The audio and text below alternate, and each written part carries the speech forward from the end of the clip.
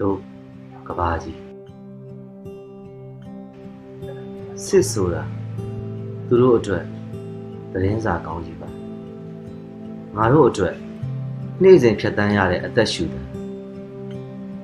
ကဘာကြီးရဲ့ဘယ်တောင်ကျိုးမှာစစ်ဖြစ်ပါစေငါတို့မှာဘဝနဲ့ရင်းပြီးနားလဲပါချစ်ရသူကိုဆုံးရှုံးလိုက်ရတဲ့မျက်ဝန်းတွေအပြင်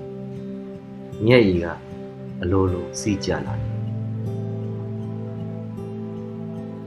ကိုချင်းစားတယ်ဆိုတာကို့အမာရောဟောင်းကိုသစိမ်းတစ်ယောက်ရဲ့ဒဏ်ရာနဲ့တိုက်ကြည့်ရတာမျိုး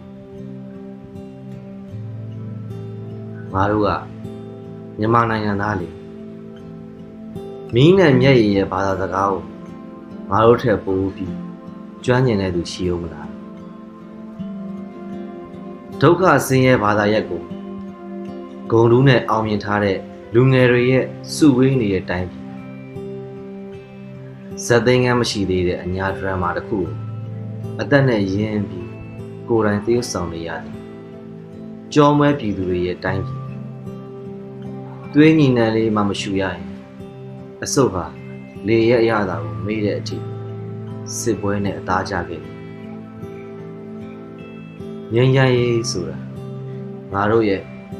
တုံရီနေတဲ့လက်ပွားနှစ်ဖက်ကြားမငြင်းအောင်ကာထားရတဲ့ပြောင်းနိုင်မှုလေးကိုစမ်းကြုံ